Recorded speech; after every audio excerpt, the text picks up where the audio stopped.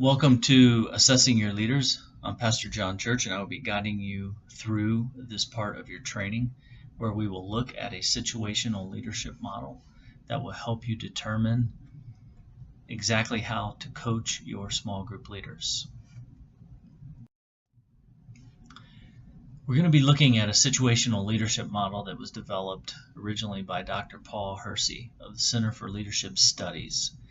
It was then adapted by Alan White of Coaching Exponential Groups, and then modified even further by Prairie Lakes Church in order to fit our coaching structure.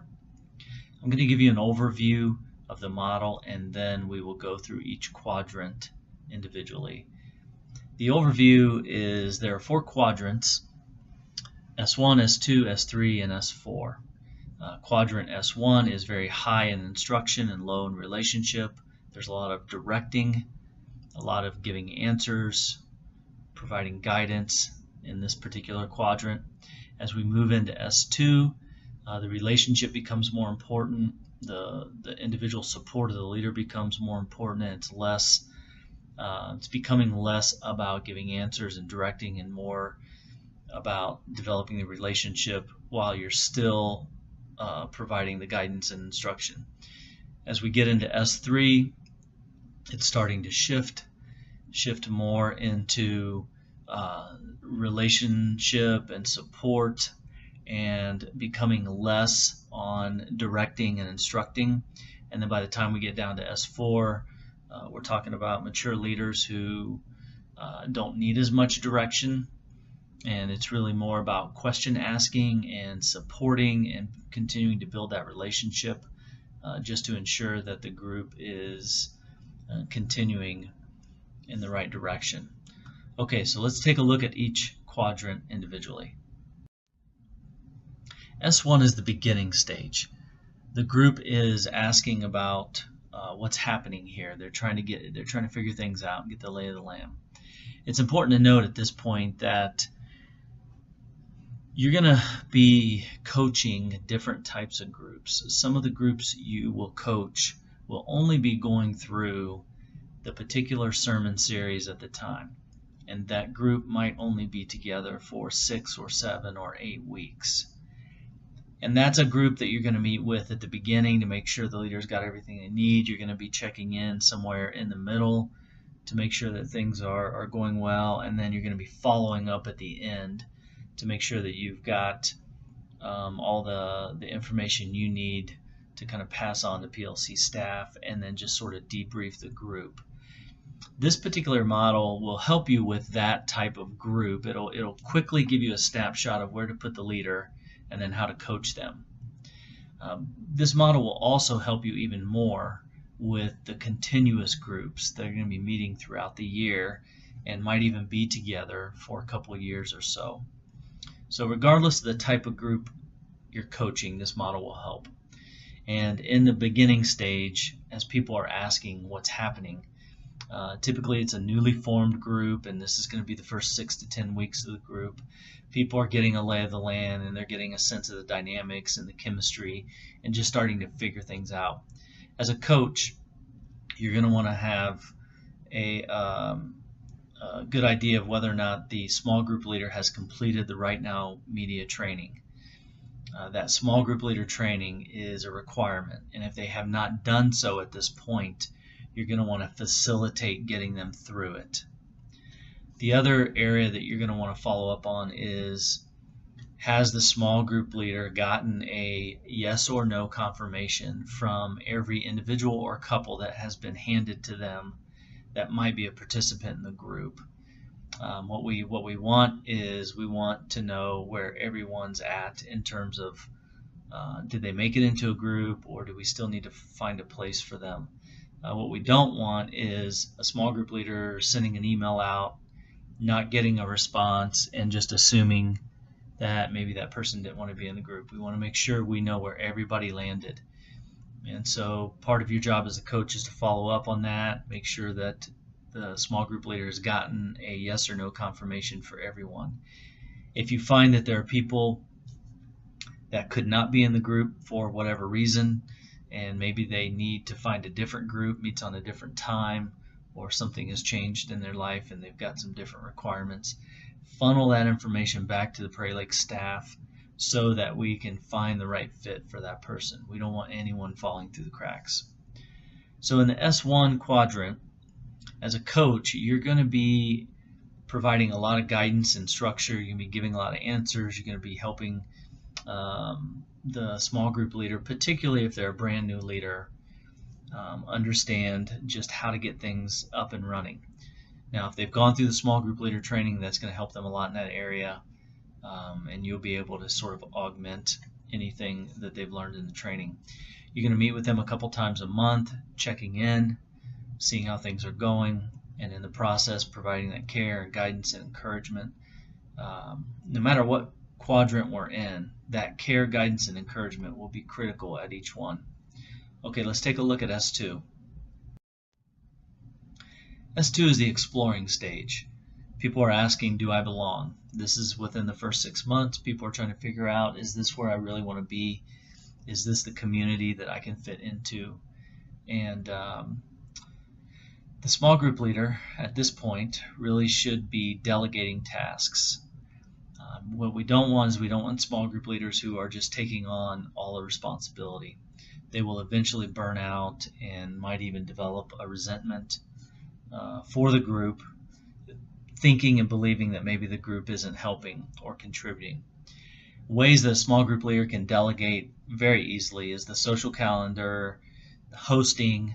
People can who are able to host can jump in, and the group can meet at different places. And also just simple things like who's bringing the food or the treats, that can be delegated out as well. The other dynamic that you're going to want to see your small group leader doing is developing an apprentice. Do they have someone identified in the group that can potentially lead in the future? And are they taking intentional steps with that apprentice? Are they bringing them with them to the leader huddles? Are they talking to you about the apprentice? Are they debriefing the group with the apprentice? This should start to be happening. The last bullet point there, engaging LIB practices, learn, include, bless. You want to make sure that the small group leader isn't forgetting about that framework, because that's really it's really critical in all three areas, and you just want to make sure that they're not forgetting about it, because if they're forgetting about it, then they're not going to be intentional about incorporating those practices into the group.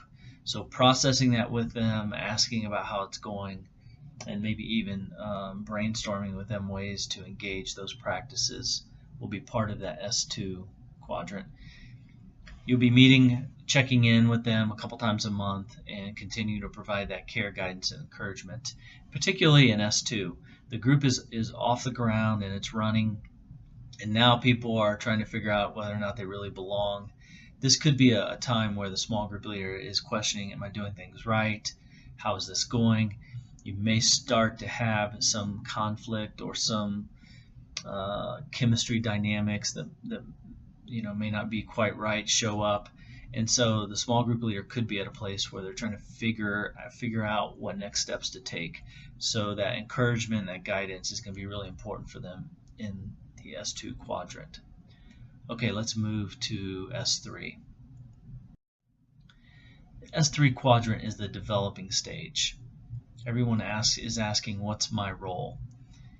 This is within the first 6 months to a year.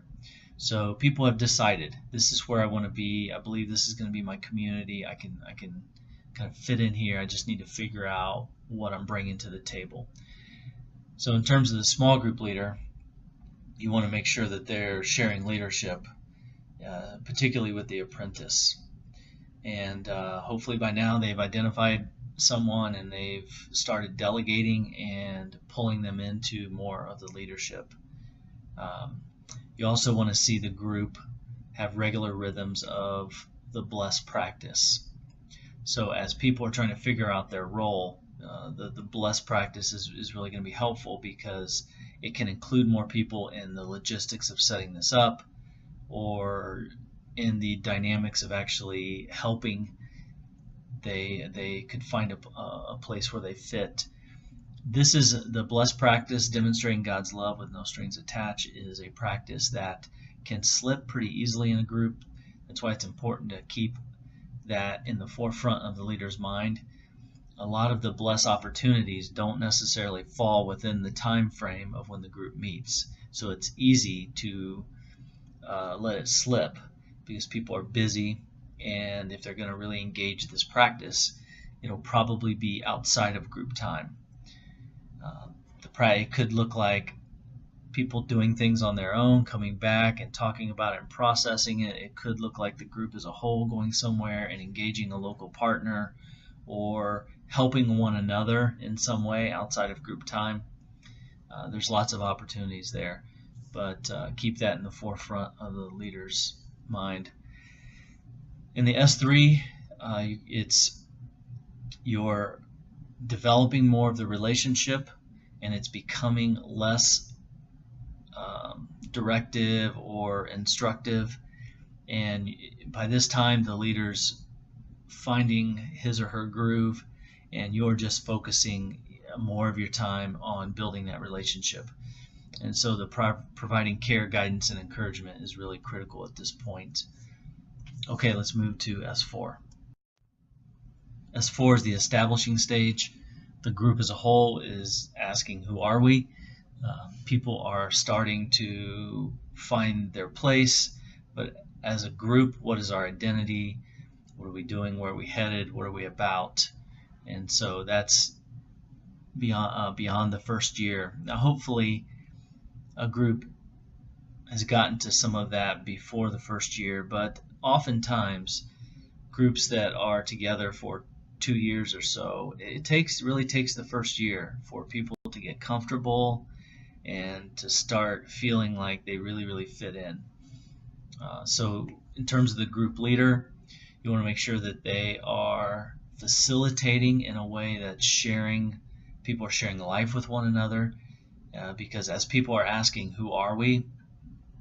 Part of that is what they're asking is, can I be messy here? Because we've all got messiness to us, and people want to know, is this a place where I'm safe and I can talk about the difficult things in my life? Can I really share life with one another? And so that's a very important dynamic. You want to make sure that the small group leader is good at facilitating that and making space for that in the group. The second bullet there is multiplication. You want to keep this in the leader's mind. It's not that they have to multiply within the next 6 months or so, but the leader really should be thinking about this as he has been preparing an apprentice. At some point, that apprentice needs to start his or her own group, maybe even take a portion of the existing group with him or her and multiply out. As the group is doing life with one another and as they're really experiencing community as it's intended, they have a good picture of what it could be. And so multiplication is giving that away to other people who don't have it yet. And so keep that in the forefront of the leader's mind. That is another dynamic that is easy to slip. As a coach, you're going to want to be checking in once a month at a minimum and continue to provide that care and guidance and encouragement along the way. Okay, that brings us to the end of the training. And again, this is not meant to be comprehensive, but it's meant to provide a quick snapshot so that you can figure out which quadrant your leader falls and then appropriately determine how to coach that leader. I hope this has been helpful, and thank you for participating in this training.